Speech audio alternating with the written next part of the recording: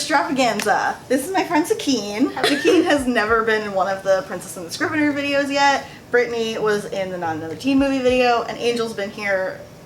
Angel's basically part of the channel Angel now. is here. Today we watched the Nanny Diaries from 2007. It was directed by Robert Pulcini and Sherry Springer Berman. They are married, and they both wrote the movie together, and all of their projects they've done together as a couple. So, I thought that was a little fun fact. Nanny Diaries is about this girl named Annie who gets out of college and she has an existential crisis because she really doesn't know who she is as a person, and then happens to get a nanny job, and Chris Evans just happens to be her really hot neighbor upstairs. So it's pretty much about her experience as a nanny. One may even call it a critique on the upper middle class of New York City. Yeah. Yes. Also, I appreciate the fact that they did not have to take Chris's shirt off to prove that he's hot.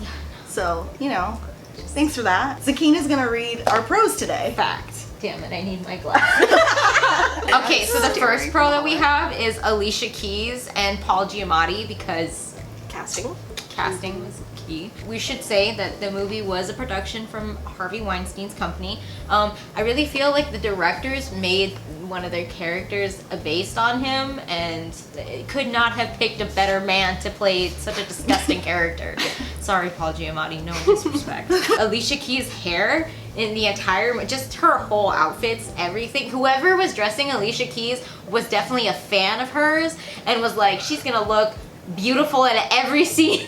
Existential crisis was a pro as well, because we all relate. Yeah. Who exactly is Annie Braddock? Annie Braddock is a kind. The four of us were like, oh man. She's studying anthropology, and they do flashbacks or examples of the characters that she talks about in the movie, and it's like a nice little shout out to the Natural History Museum. The Mary Poppins references. They're pretty cool. Yeah. It's work. So many ridiculous elite roles. Rules. I told you my handwriting's terrible. No, it's good. Rule number 1. Greer and his playmates are never allowed in the master bedroom. Rule number 2. Rule number 3. Rule number 4. Rule number 5. We do not take the subway because of germs. Rule number 6. Rule number 7. Rule number 8. Paige wrote, "Oh no, Chris is cute," as a pro. Rode the elevator to the 12th floor. Thank you. If that doesn't just scream like, Paige, I don't know what does. That doesn't scream Chris Extravaganza. I don't know what does. There is a part where Chris laughs, and we had to mark it down for scientific Comedic research. timing. Yes. Just like, wow. That was excellent. Yeah. In this movie, at the 4th of July party, where one of the nannies is dressed as Condoleezza Rice, and she is carrying a baby crying, and he has a George W. Bush mask on, and it's so great. We also wrote, The Googie Hiney. there is a scene where they have a nanny and mother panel. It's pretty much just an imbalance of power between rich moms and the nannies, because it is. The moms are speaking their minds and just saying literally whatever problem they have with their nannies. My nanny keeps on singing religious songs to Parker, even though I've told her time and time again that we're agnostic. And the moderator turns to the nannies and asks them what their gripes with their employers are, and none of the nannies speak up because of the imbalance of power. It's like, I want to keep my job even though Yeah. I hate it. It's very infuriating, and when I saw this movie when it came out in theaters, and as a child, I was like 10 or 11, even I was pissed off, and I didn't have a job yet. Alicia Keys is a good wine woman. Wing woman. Oh, wing woman. I'm sorry. There is a point in the movie where Annie is talking to her, and she's like telling her about Chris Evans' character, calls him Harvard Hottie. And then they turn around and he's at the same bar He's that they're there. at. And she's like, ooh girl, go get it! Yeah, Harvard Hottie is a good boy. Actually, I'm a nanny. That is so porno. Hey, come on. Alicia Keys' character's name is Lynette. She moves in with a guy. He's gay, and they have the whole Will and Grace experience, and he's just like, ooh, craziness, I'm in. That's cute. Yeah. I wanted more from that. Yeah. What's their backstory? How'd they meet? Yeah. Harvard Hottie's date idea. I love it. Scarlett Johansson's character is extremely late because of actions out of her control. And instead of being a total jerk, he's like, whatever, kitchen closed, let's go eat pizza at 2 a.m. That's my kind of date. And they sat on the steps of the mat. Yeah. Which was very Gossip Girl. Yes. Harvard hottie encouraging her to quit her job because of how miserable she sounded was near and dear to my heart. Honestly, this is not a con. I promise. It's gonna sound like it is, but it's not. He was getting into like sugar daddy territory. I'm gonna go to my father's house in Southampton for a month. Why don't you join me? We'll walk on the beach, we'll drink red wine. And I was like, leave your job, go with him. I know you love the boy, but like, Chris Evans. Harvard hottie mentions the Betsy Ross getup from the 4th of July. We're 2 blocks from your building, and once we get any closer, I won't be able to go near you, which, to tell you the truth, is all I've really thought about since that day I saw you in that Betsy Ross getup. Also, we're not just calling him Harvard hottie to like be funny, dehumanize him or anything. Yeah. Like that's his name for most of the movie. By the way, my name's I think it's good to clarify that Scarlett Johansson kind of uses like these nicknames in her field journal. I also wrote as a pro the stairway kiss and hookup, which I really loved. I just love it because the captions were like loud thumping in the stairs. You know, like when she's like booking it up the stairs, like they make a point to mention how like hastily she is running. She also breaks something in his apartment, and I'm like, you didn't turn the Turn light it on. Yeah. It's like she doesn't know what your house looks like. She's breaking things. The mom necklace scene, which oh yeah, I thought that was sweet. It was sad but sweet because we kind of see like a little glimpse that this woman has lived like this Upper East Side life her whole life, because the mom looks at this little necklace that says mom on it and rejects it essentially. Not only mom, it says #1 mom. Oh yeah, it does say #1 mom. She's like, and it's a cute gift, but it was rejected. She got mad at me, refused to wear it. She said it was common. That's how women like Mrs. X are made, and probably, you know, that's just a It's also continuous cycle of upbringing. It's how that kind of woman goes to such lengths as she does to garner the approval and the attention and desire of her husband, who completely neglects her throughout the entire movie, but she still looks at him as if like the sun shines out of his eyes. Yeah, and like getting that attention and desire and like want out of him is like a prize to her, but it's not. And I also liked the scene because there are some aspects in the relationship between Annie and the mother where there are like little signs of a friendship and a little signs of what could stem into something greater. Well,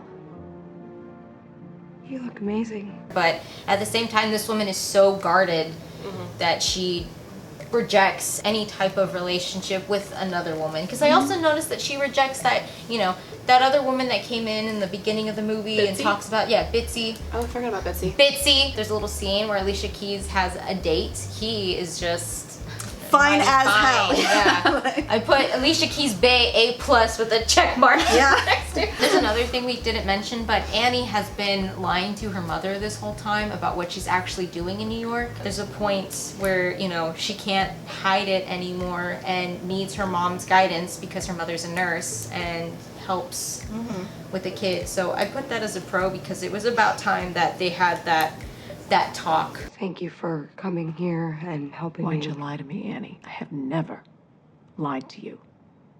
Ever. They make it pretty clear that her mom is very like overbearing. Yeah. And when you finally have that taste of freedom, you don't want anything to do with that overbearing like shadow. She does make like comments about her job as a nanny just like being a phase. I had to get away and do this. For most women in that movie, they explain like that's pretty much their whole life. I left my country because I thought I could give my boy and my sick mother a better life. And while I've been raising these strangers' children, my own child has grown up without a mother. Parents like don't think beyond their own children. Her mom says pretty derogatory things about being a nanny without actually thinking about the things that she's saying about other nannies. She really doesn't think like what she says will affect Annie too, because obviously Annie is upset that her mother pretty much tells her like, call me when this is all done. And it's like, that woman, Annie could be with that child for like 5 years if she decided to. So Annie's a great nanny. She struggles at first. She really is in over her head, but because the kid's a demon at the beginning. But at the same time, she pulls through, and she has a lot of integrity and a lot of compassion for that kid, and it shows. And it shows later on as their relationship progresses, because Grayer eventually, you know, he realizes that Annie is his friend and he's more his of a mom parent. than his mom. You see the kid acting out, and you know that comes from somewhere. Sometimes kids do have, you know, hyperactivity, and they can't always control the way they act, and that's another deal entirely. Yeah. But like when kids are acting out the way that Grayer does, it's more than likely because the parents are neglecting or abusing in any case. That's like perfectly summed up in the car scene, like when they're going to the 4th of July thing, and you can just tell that he's throwing a tantrum because both of his parents are neglecting him. And then I underlined this one, Harvard Hottie's offer, because he once again interjects and he's like, baby girl, this job is terrible. I can pay off all These your people are student loans. terrible. Yeah, come live with me upstairs. We were all mad that she wasn't taking this offer, and it's because she cares about the kid. And she should have just taken the kid and ran. Really. He wanted to walk on the beach and drink red wine. What about My Heart? Do I count for anything? The soundtrack is a bop. Lily Allen is played. Blondie is played. There's a puppy. Daddy, where's my puppy? Waiting for you right up in the car there, sport. That was for spite. Annie confronting Mrs. X about her marriage problems. Mrs. X fires Annie because Mr. X decides to get a little frisky and fresh with Annie, and it's not appropriate. And the wife walks in and blames Annie for it, which is totally wrong. Like, it was your greasy, nasty ass husband. We had already at this point said that Mr. X was based on Harvey Weinstein, but at that point we were like, proven. Who Definitely else could based this on be? Harvey Like, Weinstein. In the mirror, in the kitchen, you can see him move forward. I think I said "Nope, it's to coming." T, I was like, I just got goosebumps. Like, I was so grossed out. Annie rightfully takes a stand. She's being accused of being the perpetrator in this, and it's her husband, and she's like, Please don't do this. Not for me, but for Grayer. Not until you and your husband work your problems. Don't you dare! To some extent, it's Annie doing what she should have done at that like mommy and nanny class. setting. Oh yeah. And like knowing that that's what she should have done. Yeah. She was the only or one of the only white nannies and like had that privilege. Yes. Yeah.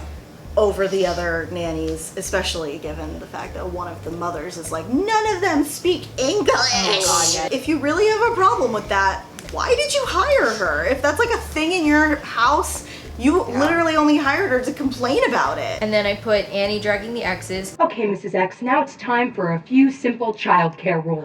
All right. Calling Mr. X out, telling him how much of a scumbag he is. I know you've noticed my ass, but you probably don't recognize my face. And then also I put Annie's whole speech about Grayer, because he really is just like a sweet kid, essentially, that just wants to be with his parents. Yeah. He doesn't care what you're wearing or what you buy him or what school he gets into. He just wants you there. It's sad to just see that this person that is completely outside of their family sees the real problem, and it's that the parents don't pay attention to their child at all. And essentially that's all the mothers and all the dads in the Upper East Side elite group. I mean, Mrs. X takes it hard the most. It has to be the first time that anybody has really ever told her, like, hey, your husband isn't pulling as much weight as you are.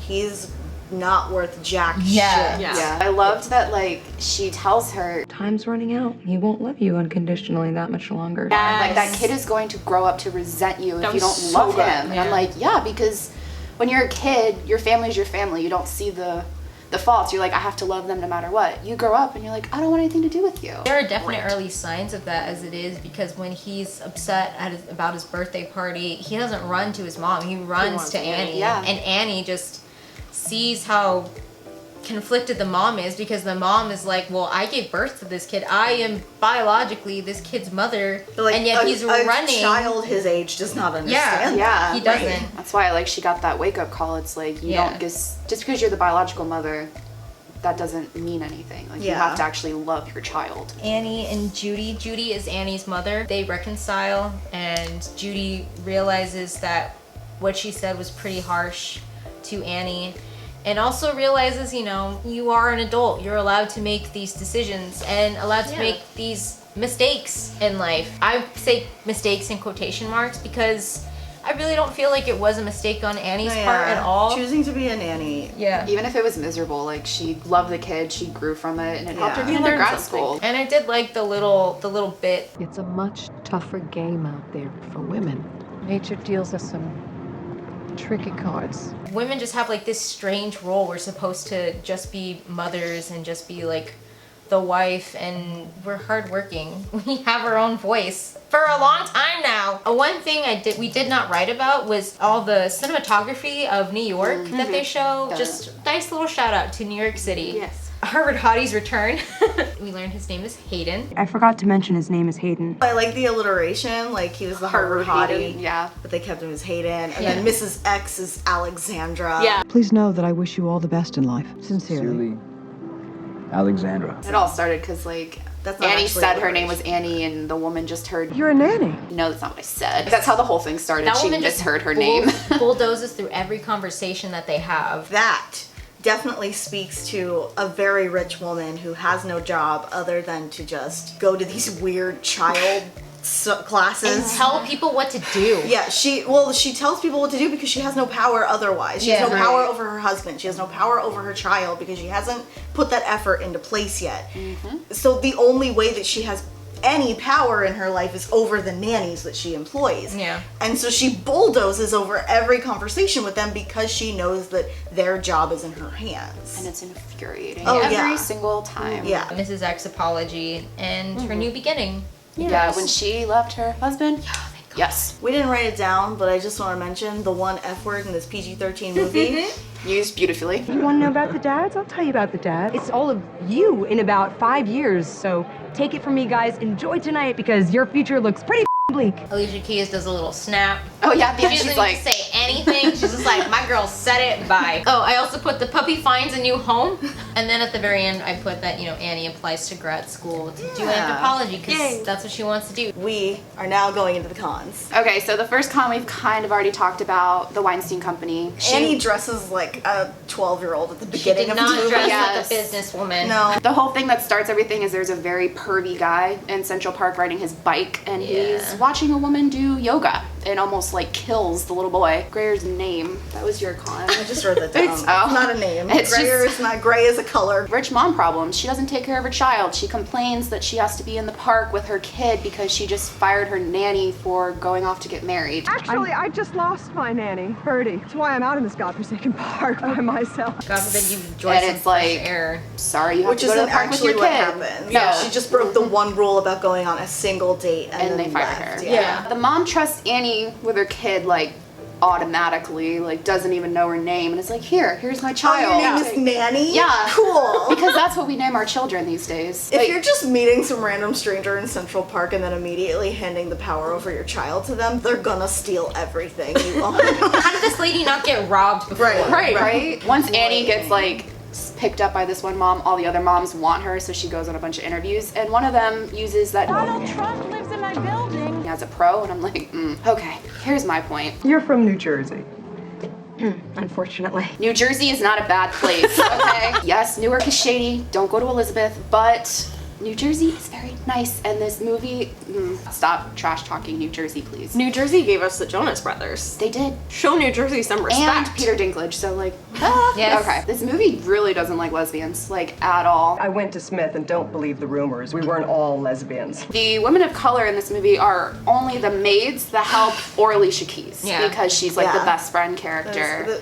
So the thing about movies that take place in New York is that most of the time they're like, the casts are completely white, and that's not the case in this movie, but all of the women of color are either Alicia Keys or in a service position. There's no men of color at all in this movie, except for Alicia Keys' boyfriend. The scene where they're talking about like, what type of nanny are you? Yeah. And she talks about like, oh, this job chose me, and talking about the Jamaican woman that like, does the head and it's thing, like, she's just straight up a stereotype. You're only there to be like the angry, sassy black woman, and it's like, come on, like you could have done more with that. It was like a pro and con all in one, because obviously we don't like the stereotyping, but those types of stories are very real, and that's why a lot of people, a lot of low income people have to take these jobs to provide for their own family that they never get to see. These moments are infuriating, but it's the movie bringing attention to it. Yeah. You know, like with the rich white moms, they're not just condoning this behavior. Yeah. They're like, no, this is wrong. The movie you know, is saying something rather than just like bringing it up. It's like, yes, it makes your blood boil, but I think they're we doing were it for that purpose. like confused about where it landed on the pro-con scale because it's a comedy. Yeah. It's a movie that is written as a rom-com. Sometimes you kind of forget it. 'Cause you're like very mad at a lot of the characters. But it's also partially written and directed by a woman. So, you know, I'm just saying, let them do it. This child is awful in the beginning. He is a demon. Like, he literally closes the door and is like, taking off all my clothes. Can we talk about before that? He pulls Scarlett Johansson. He does. Yeah, he like kicks her. And that's the first time we get Chris Evans because she's like bent over with her like butt out. And he's like, hello. I didn't think about that when we were watching it, but that is kind of creepy on the part of the movie. I even said that, I was like, why isn't she pulling her pants up? And you could tell that it was the movie trying to use like the comedy of like, oh, your pants are down and you're gonna introduce him now. The rich mom's not raising their kids. That's just like a overarching theme. So I don't think we have to go through that again. Overworked asshole rich dad is exactly what Pedro. He's not really overworked. You think he is at the you think he is, but he uses work as an excuse to not have to like identify with his wife or child when really or care he's a about lying dirty hoe. In Chicago is where his like mistress is, so of course he's always going to be at work. She's also a partner too. These women could do better. Why are you with this guy? This one was Paige's little nightmare. I just read it. It's a chipmunk singing. Dear Nanny, please remember that today is the 4th of July family party. I couldn't remember what I was It happens multiple times, 2 times actually. She cringed the whole time. It could have been the hula hoop song, so at least it wasn't. This is kind of a pro and a con because the America costumes, you know, like they're kind of over the top. This is all from the party. This is where we find out the husband is cheating. Why is Daddy tickling that lady? Then we get into the parent society, which we've also talked about, where they claim they're in a parent society, but all of them suck at being parents. So like, what are you doing? I really just think it's like an excuse for the women to drink during the daytime. Okay, this was my personal nightmare. Grayer's birthday party, for some reason, had French mime/clowns, and I did not. His mom was like obsessed with like like being French. Yeah. Oh, to get him into that collegiate school. Right. Yeah. You didn't even get The pro of that birthday party though is in the background. You hear Grayer slapping one of the mimes. Stop it! Oh. Get away from me! And I'm like, that's such a big mood. The mom literally does this a month before the kid's actual birthday because the dad's in town and she wants to appease him, but she's not even appeasing him. They're fighting. No, that one is his birthday. Oh, that one is his birthday? Yeah, his like big giant birthday bash is a month later because she couldn't get the party planner for that party. That private party is so the dad can come home for those 2 days from Chicago to see his son, and he doesn't even see his son. He's arguing with the mom the whole time during the mime party. I don't think they ever showed the big elaborate birthday party that she couldn't get the party planner for. When Grayer's sick, she calls her mom, and then Mrs. X comes home and is like very rude. She says, "Spa, just awful. Totally overrun with suburban riffraff." Annie's mom's like, "My name's Judy," and she's like, "Okay, bye, Julie." Yeah. It's like, and then also, Annie is like, Grayer's been very, very, very sick. He's sleeping now. Then he can't be that sick now, can he? And I'm like, that's not. Have you ever been to a hospital? That means he is that sick. You ever heard of the term bed rest? Right. That also leads into where we get Annie's mom's like negative reaction to her job. And I feel like as a mom, you'd be like, you deserve better. Right. Not call me when this is over. Right. You know, like no one wants to see their kid belittled. She would have seen that the problem is Mrs. X and not her daughter choosing this job. Not that this has anything to do with it, but her mom is played by Donna Murphy, aka Mother Gothel. Mother did not know best. The next one is, again, Annie not taking Harvard Hottie's option of going with him to Southampton because that was clearly the better option. Take the kid and go. Talk about a mistake. Grayer and they'd have a pleasant life. Like, yeah, it's technically kidnapping, but... A Harvard Hottie is talking about going to law school. I gotta take some time, figure out if law school's really right for me. So, like, obviously, he knows something about the law. Yeah. You know. We can find a loophole here. Yeah. The fat-phobic moment. Mother? My, you've gotten portly. And I'm like, well, you could shut the up. Yeah, because, like... You're drinking yourself to death, lady. Yeah. Like, yes, he needs to be put in his place, but you don't have to bring, like, weight into it. Because he's got so many other qualities to be checked on. Yeah, bring his personality into it. Yeah, it's not, he's not an asshole because he's fat. You know, like, he's just an ass. Like, they got him a puppy just because their marriage is complete. In shambles. Yeah, it's just a mess. And they're trying to placate him. Listen to Puppies Are Forever by Sia. Thank you.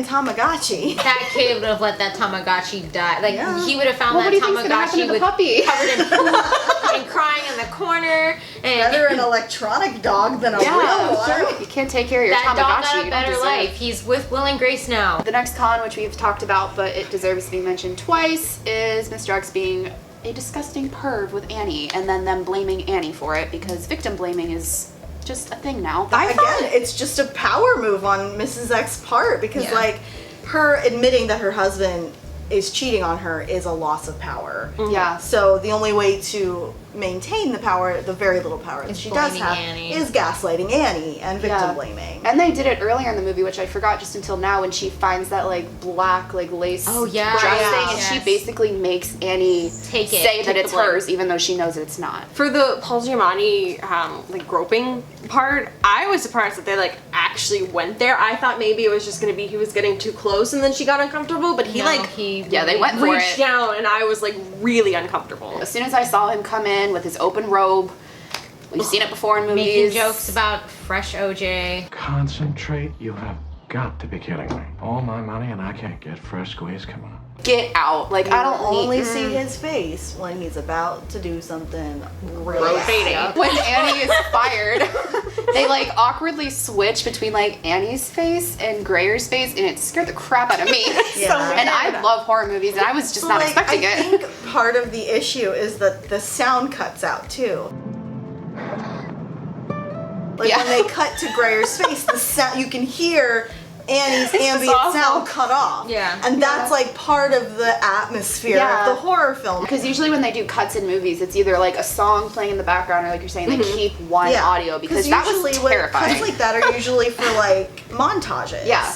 So like if it was just Annie's, like the sound of her in the car, it wouldn't have been so freaking creepy. Yeah, and it was straight creepy. The next con is, after everything, they fire her. She hands her last paycheck envelope. Annie opens it, and there is $40 inside of it that she literally lets fly away on the ferry because it doesn't mean shit. It's two $20 bills. Yeah. Like, after They didn't everything even, this girl went ever through. talk about that again either. No. So like why $40? It's pretty much Mrs. X saying, like, that's your worth, essentially. Yeah. It was a slap in the face to Annie. It was like, here. Especially after her blaming her for, like, the husband being pervy. Yeah. You know, it's just like True. another, like, here's your money. And the last con that we have written down was Chris Evans in flip-flops, because why? Yay, we made it through the pros and the cons. Our arbitrary rank was it based on anything? I don't think in general it was. I would just like to interject and say that, somehow we all missed this. Based on the #1 best-selling novel. Good going, guys. But there were definitely like references to different some nods. Yeah. Mary Poppins. Poppins, Will and references, Grace. Will and Grace. They brought that up a few times. Yeah. So the IMDb score was a 6.2. The Rotten Tomato score is a 4.97 out of 10. Yes. That's rude. Yeah. You know what? I liked it as much, I would say as much as I liked Sunshine, which I gave an 8. I'm gonna be generous because I loved every single second that Chris was on screen. True. They opened that elevator and I melted. That was it for me. I was Can done. confirm. I think I'd also say 8. Yeah. I enjoyed it. Me too. Like I said, it was infuriating at parts, but 7.8, yeah. it was meant to be. Alright, we're getting that technical. The guest average is 7.93. Basically an 8, but I'm putting down 7.93. So the total points for the Nanny Diaries is 27.1 out of 40. So that's like on the higher end. Yeah. Zakeen, you were the only one that had seen this movie before. Yep. I did not even know it existed. I until saw it I in did the theaters with my research. mom when I was 12 years old. Thanks. We did it. Yeah, We did it. It was We made way it through. cheaper for some reason, way cheaper to buy this movie from eBay than it was to rent it. I think it was like $9 to rent on Google. The next movie is Battle for Terra. Yay! That should be fun. Okay, do the outro. All right, well, Thank you so much for watching this video. If you liked it, please click the bell below so you don't miss any of our future videos. If you're not already subscribed to The Princess and the Scrivener, please do so down below to see more videos on Disney, intersectional feminism, pop culture critiques, Christravaganza, and more. One of us will see you real soon.